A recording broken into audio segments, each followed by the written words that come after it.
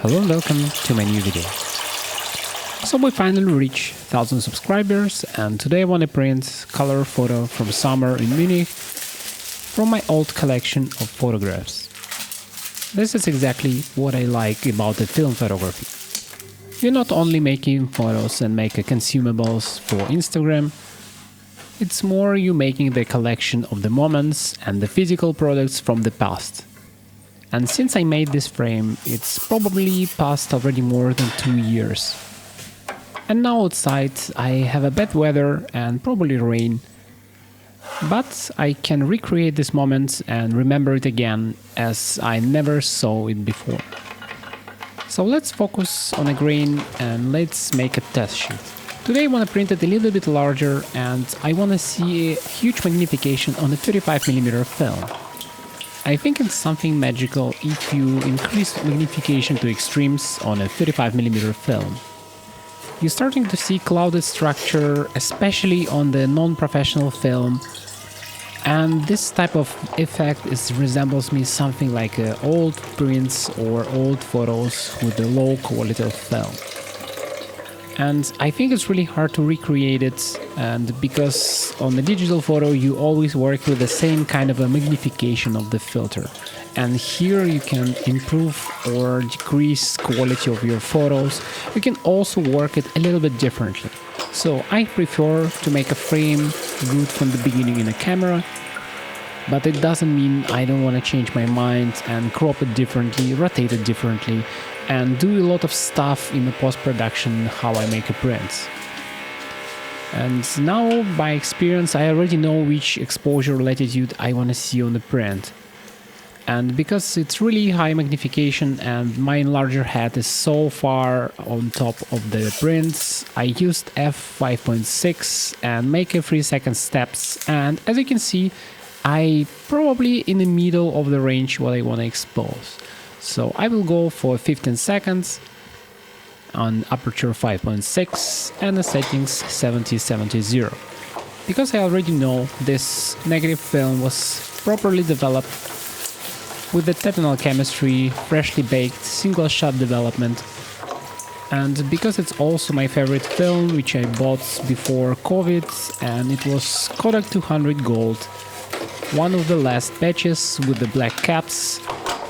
And if you think actually that film have exactly the same qualities or the time, this is completely not true.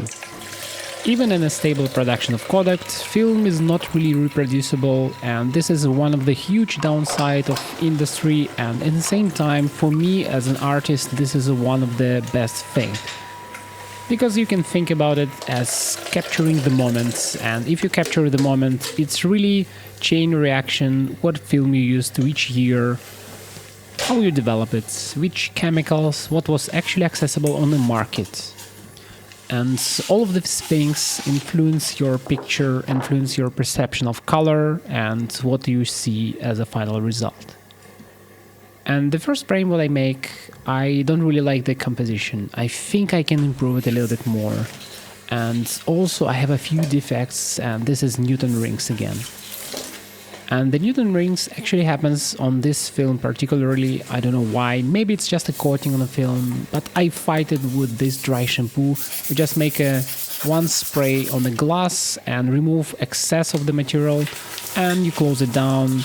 And it's basically creating small powder particles on top of the glass, and you don't really have problems anymore with the Newton rings. Unfortunately, this is not optimal methods, and never put these chemicals on top of the film, so you need to be careful and crazy precise with what you're doing, and I think it's really bad for conservation of the film itself. I think this method will bite my ass someday in the future, but for now I think it kind of works.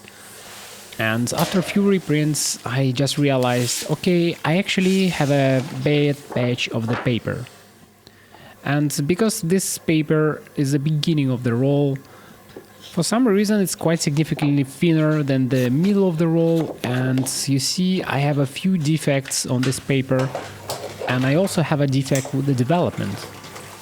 So let's fix both of these problems at the same time and make a different composition, different development, and try to realign everything at the same time. And this is the frame what I came up after all of my adjustments. As always, on a 50mm Voigtlander with a fully open aperture on f1.2, I have a great results and great depth. And the quality of the picture from this lens is just stunning and amazing, and I cannot really comprehend how I like 50mm lenses and how I don't like 35mm lenses. I think 35mm lens just renders too wide and I don't really have the same perception of depth, but I still really like how the both lenses what I have renders the picture. Are you also curious what you do with the half finished or bad prints? I think at the moment I will start to just turn them down and trash them, because I only save my sample prints and this is enough.